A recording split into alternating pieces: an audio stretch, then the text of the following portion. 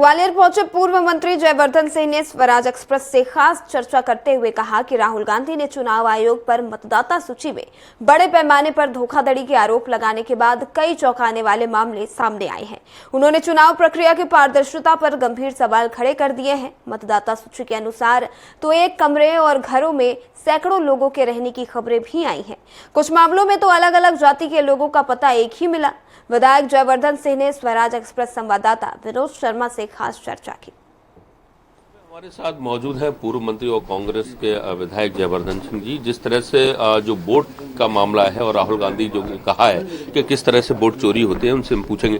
Sir, जिस तरह से जो मामला निकल के आया, क्या लगता है कि मध्य प्रदेश में भी इसे हाल हो रहा होगा? क्योंकि कांग्रेस का काफी लग रहा था मध्य प्रदेश में सरकार बनेगी, लेकिन वोट चोरी जैसा जो राहुल गांधी जी ने सामने किया है। मैं सबसे पहले राहुल गांधी जी को बहुत बहुत आभार व्यक्त करता हूं, क्योंकि उन्होंने एक ऐसे देश हित के मुद्दे के बारे में पूरे देश की जनता का ध्यान आकर्षित किया है।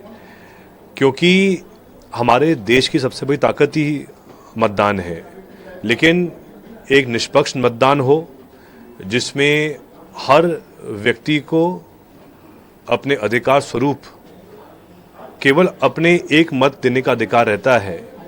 कहीं ना कहीं जो बात राहुल जी ने सामने रखी है, उससे ये बात स्पष्ट सामने आ रही है कि षड्यंत्र के माध्यम से भाजपा ने अनेकों जगह कहीं 2, कहीं 3, कहीं 4 लोगों का अलग अलग मतदान केंद्रों में नाम डलवाया है।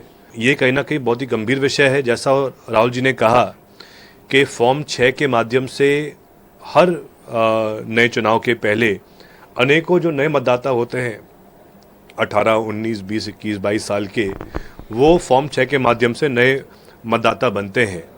लेकिन उस विशेष बेंगलोर की सीट पर जो राहुल जी ने उदाहरण पेश किया है, वहाँ 30,000 नए मतदाता जुड़े एक विधानसभा में, और लगभग सभी जो जुड़े थे मतदाता, किसी की उम्र 40 साल, किसी की 50, किसी की 70, किसी की 80। तो जो लोग पहले से मतदान कर रहे थे उनको वापस कैसे जोड़ पाए कोई भी? तो इस प्रकार से आप कल्पना कीजिए, अगर बेंगलोर की एक विधानसभा में 1 लाख ऐसे फर्जी नाम हैं, तो आप समझ सकते हैं कि ये जो उन्होंने खेल किया है अनेकों जगह किया है। और मेरा सीधा आरोप है कि चाहे मुरैना हो, चाहे ग्वालियर हो, चाहे भोपाल, इंदौर हो, कहीं ना कहीं हर जिले में ऐसे फर्जी नाम भाजपा के लोगों ने जोड़े हैं। और एक प्रकार से ये सिर्फ वोट चोरी नहीं है, बल्कि लोकतंत्र चोरी की गई है। पूरे विश्व में सबसे अधिक जनसंख्या वाला देश भारत है, जहां 70-75 साल बाद भी लोकतंत्र मजबूत था।